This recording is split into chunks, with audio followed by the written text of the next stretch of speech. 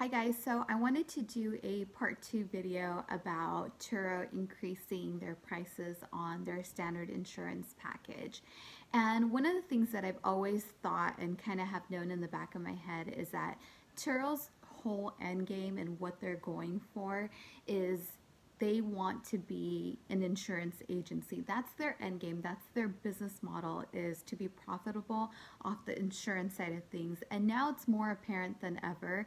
Now if you go on their website, their corporation name is literally Turo Insurance Agency LLC, and they're more upfront about it on their website now too. If you go and read it, as of lately, it clearly states that all cars that are in the US and on the platform are insured through Turo Insurance Agency LLC.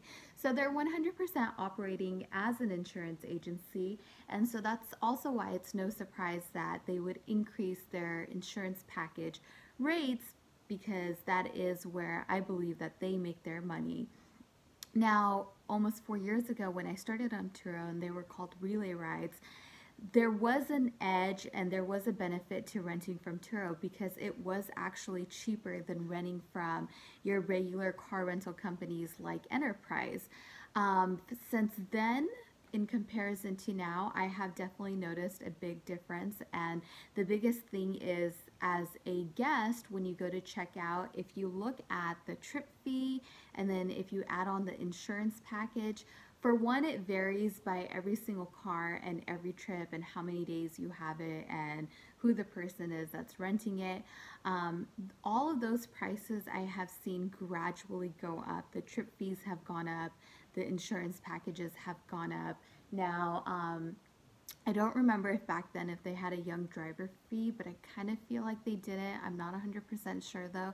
But even the young driver fee, it seems like everything has notched up slowly.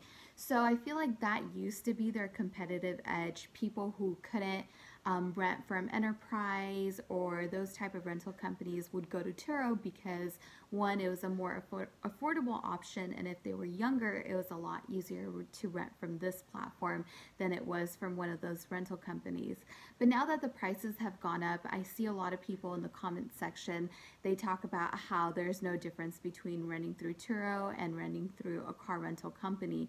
And that is true in many cases when it comes to pricing, because at the end of the day, although as host we have amazing day rates for really awesome cars, but when a guest goes to check out and they see the trip fees and the insurance rates and the young driver fees, it all kind of adds up to being the same price.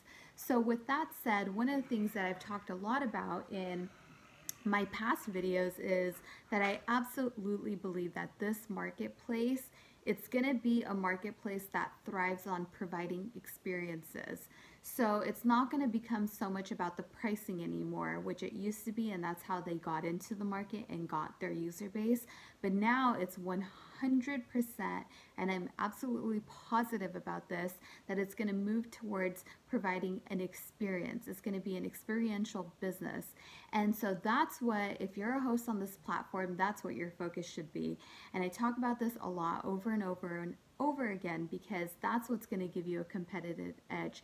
So you should always be thinking about the cars that you have, what type of experience that they provide your guests, and is it the best experience out there in that price range, right? People don't mind paying for experiences. Now, a while back, I noticed that in certain makes and models, the pricing got real competitive between hosts. I mean, it was bottom of the floor pricing, and a lot of people, if you're looking at this, you're thinking, oh my gosh, how can anyone make money when you have your prices that low? And that's true. It's very difficult to have prices that low. But what I've also seen since then is that the market has corrected itself, right? People can only survive by pricing their cars super low for only so long. And it's a good short-term strategy because it edges out your competition, right? It takes out the people who cannot compete on that level.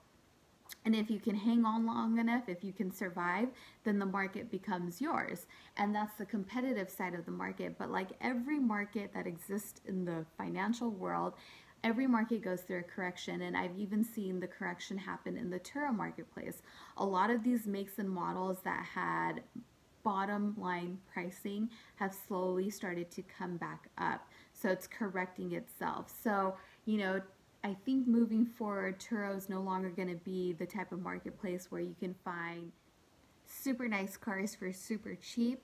Now it's going to be a marketplace similar to Airbnb where you can find good priced cars or higher priced cars, but cars that now provide an experience better than what car rental companies could provide. And it's just like Airbnb. If you go and look at that marketplace now, it's not that it's necessarily cheaper than hotels that you can get, but it's that it offers something a little bit extra. You get to experience something that's a little bit different that you otherwise would not ever have the chance to do.